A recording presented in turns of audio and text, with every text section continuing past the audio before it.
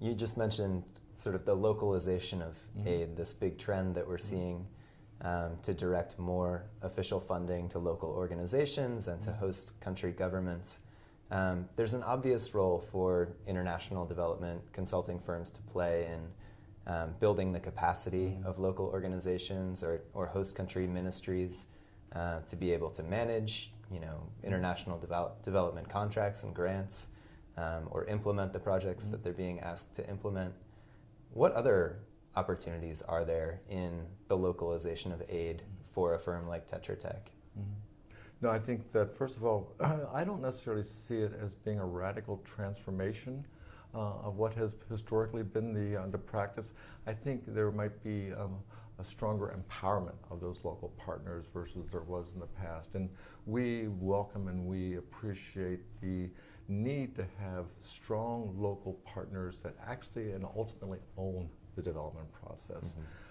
So we talk in terms of subcontractors. We almost have to reverse that around. We almost have to be the subcontractor to local organizations to truly empower them. And I believe that's in the spirit of USAID Forward, and I think that that's in the spirit of really meaningful and sustainable international development, and obviously where the market and where the need is emerging and growing. And is that shift happening in any concrete ways? Are large US-based firms becoming subcontractors to host country organizations? Is that something that we're seeing? I think we're starting to see that. Obviously, there is a growing trend to government, and also a growing trend towards identifying local partners. Those local partners will still need or often will require highly specialized technical assistance, which is obviously the strength of the consulting firms that has emerged over the years. So I think you will see that changing in rules. I think you're seeing it happening as we speak. I can recently think of an opportunity where we are a subcontractor to basically a local organization addressing forestry and climate change concerns. So I think those realities are here and they are the wave of the future.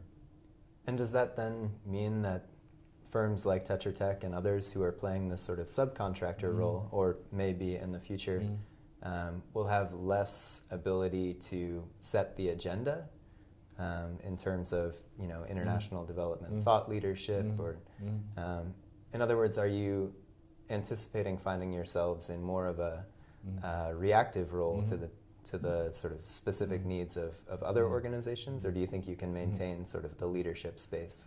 Good question, Michael. First of all, obviously, as implementing partners, in most cases contractors, we aren't setting the agenda. We're being responsive to development agendas that are set by USAID or by Millennium Challenge Corporation, obviously with host country ownership of those development goals. So we actually implement on behalf of our clients and on behalf of our host country counterparts.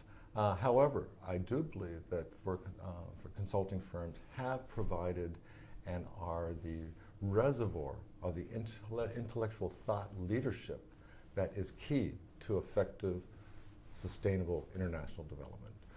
Tetra Tech prides itself on our longevity, 35 years of international development experience, especially in the areas of democracy and governance, land tenure and property rights, climate change, agriculture, economic growth, water, sanitation.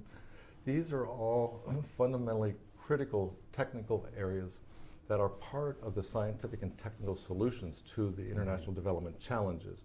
The reservoir of that talent is in the consulting management arena.